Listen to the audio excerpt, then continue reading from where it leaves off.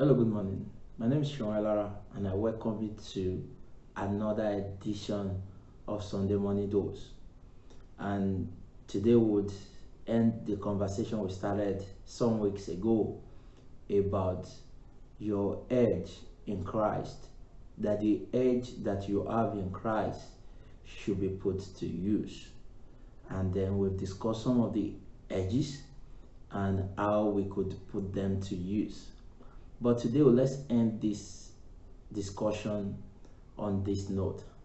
On the note that in Christ, we are supposed to use the edge of our relationship in Christ to become, to become whoever we want to be in life, to become some people wants to be prosperous, wants to be fruitful, to become.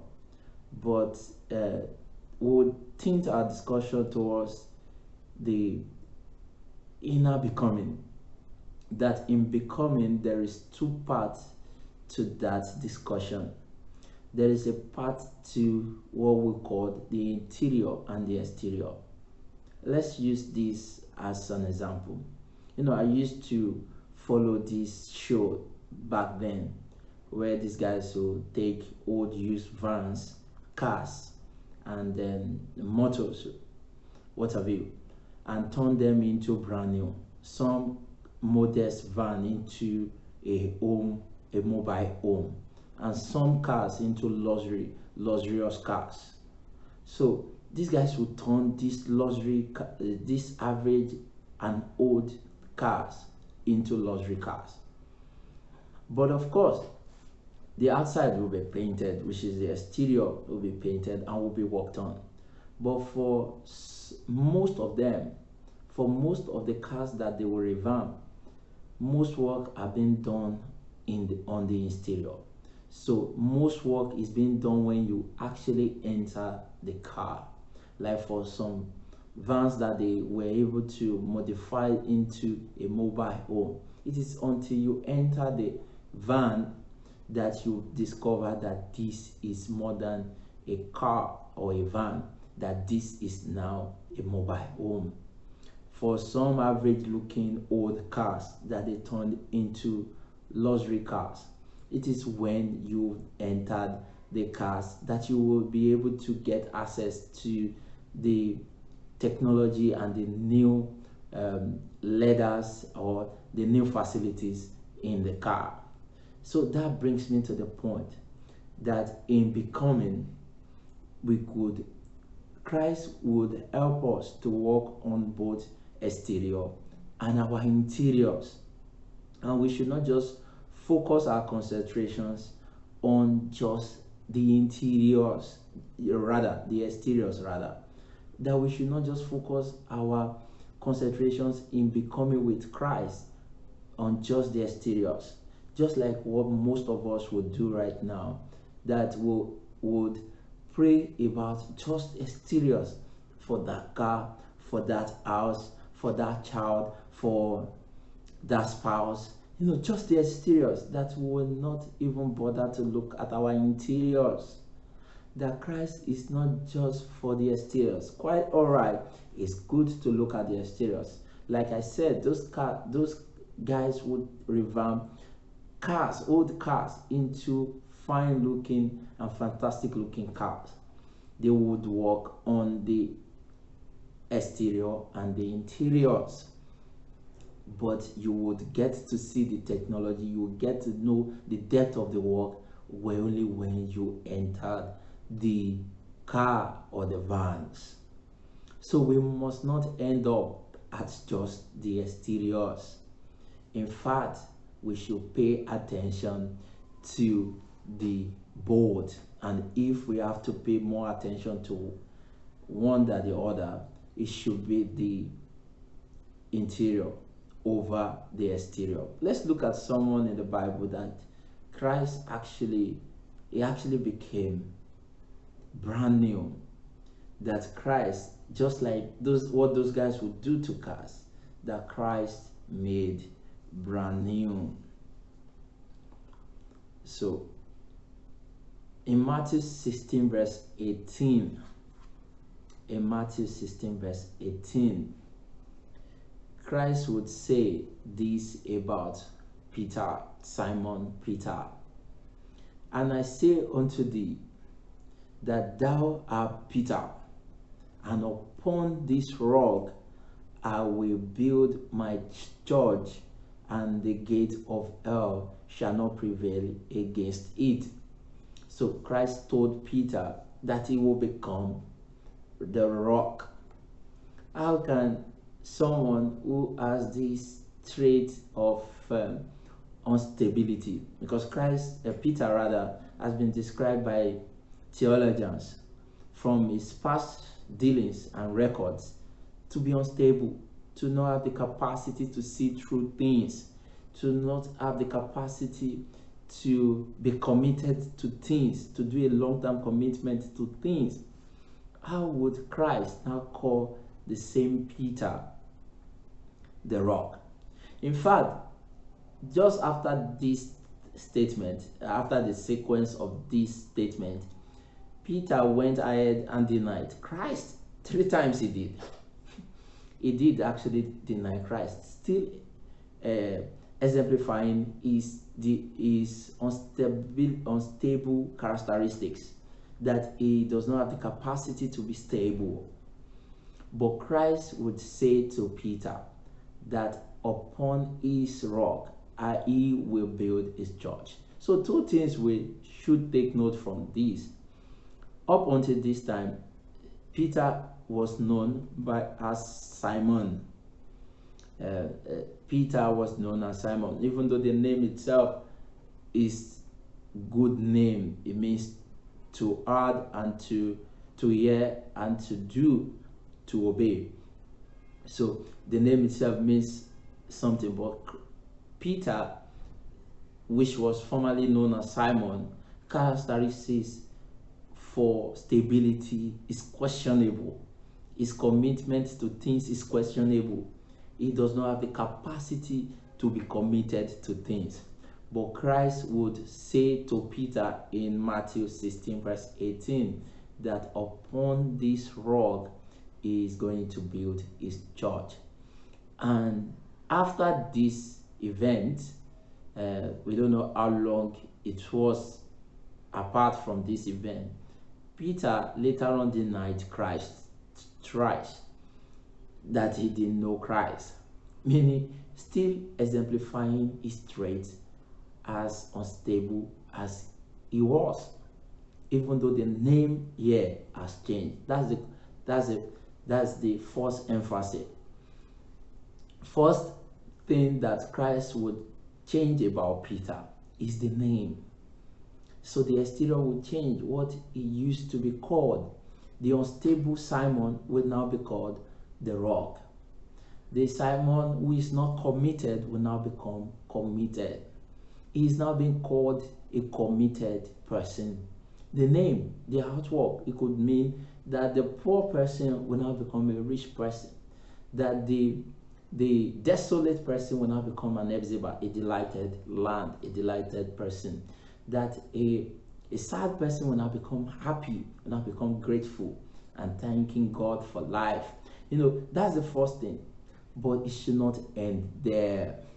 It should not end there. In the later story of Peter, many discuss the fact that Peter was crucified, even though it was not clearly stated whether how his death came about. But it was later discussed that Peter was crucified, that he was crucified with Christ, meaning he became stable to this and he became committed to Christ even to his death. So this is the second point, that the interior of Peter over time also changed, that Peter became a new person, that Peter became the one who was not committed. Not only that his name was changed, but that truly and indeed he now has the capacity to go the longer route. He now has the capacity to go the extra mile. He now has the capacity to be committed to things. That Peter over time with Christ, keeping Christ's relationship, keeping the knowledge of Christ, became a committed person. So the question I would ask you is this: what are you becoming in Christ? Not just the fact that what are you having in Christ. Of course you would have, but remember that the promise of Christ to these fishermen, which they were before now, was that they were going to become fishers of people, that they were going to become fishers of people. And Jesus would live to that expectation, would in their lives, would make sure that truly and indeed these ones become a brand new person. Is Jesus living true to that expectation in your life? And it must start from both the exterior and the interior. You must not just end up with rhetorics. You must begin to question even the actions behind the rhetorics. You must begin to question your movement behind the rhetorics. Truly and indeed, concerning you, you must be truly becoming a new person. And this is the examination or the test I would like you to put yourself through. Look at yourself and try to examine yourself before Christ, the one before Christ, the one who was existing before Christ. Examine your priority, examine yourself, examine the things you were afraid of, examine the things you knew then, examine the person you were then, and try and examine you now after Christ, in Christ rather. Try and examine the person you have become in Christ. Has anything changed? You have to be sincere to yourself and ask that sincere question. Has anything changed? If nothing has changed, if the exact you that was timid before Christ is still timid in Christ, then we might not say about you, just like what those guys would do to Vance, that you have actually been transformed. It might just still be the old van driven everywhere, only that the name or the outward has changed. But truly, the inward, the interiors too, has to change. And we must begin to work on the interiors too. The timid you, which is the interior, which people don't see, must change. The coward you, the fearful you, must change. They must give birth to the confidence you in Christ. The ignorant you must give birth to the knowledgeable person in Christ. The one who is always far from what is right and truth must give birth to truth. You must, in real sense, or what I'm just trying to say in simple language, is that you have to become new. You have to use your head in Christ to become new, because that is what Christ would promise you, that you will become a new person, that you will become the capacity to become for those who have believed in Christ. Christ has given them the power to become the sons of God. Not just the sons with acquiring, of course. For every son of a king comes acquisitions, but not just for acquisitions. You need to ask the Buckingham Palace how kings were made. You know, I was reading over the weekend, I will end with this, an article about Prince Charles, which is now King Charles, that King Charles was ready as far back to be a king as far back as when he was 3 years old, that he was already prepared for the throne as far back as 3 years old. So the question I asked myself was, is the king now? It belongs to the monarch. Why is it not from birth? So I couldn't answer it until after some time I was having conversation with my wife, and I discovered that it was not a king, or he was not pronounced a king from birth, because Buckingham Palace had to train their king, had to train their prince to become kings, and which is in every tribe, that kings are trained, not born. Kings are trained, not born. Yeah, in Africa, we believe otherwise, but that is how things are done. That kings are trained.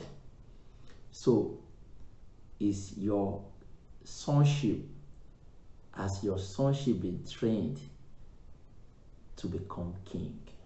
That is the end point of this conversation. And your relationship with Christ, your edge in Christ, will give opportunity for you not just to become sons, but to be trained into becoming God. I hope you will begin to activate your capacity in Christ and the edge that you have in Christ from now on, and begin to research into more. There are several edges that you have in Christ, and begin to maximize those edges, and then begin to deploy them into your life. And I hope as you do so, you'll begin to get results that only privileged to space outside the third dimension. Till we see sometime next week, or next time we'll see. This is Sunday Morning Dose. Keep having a great weekend. Thank you.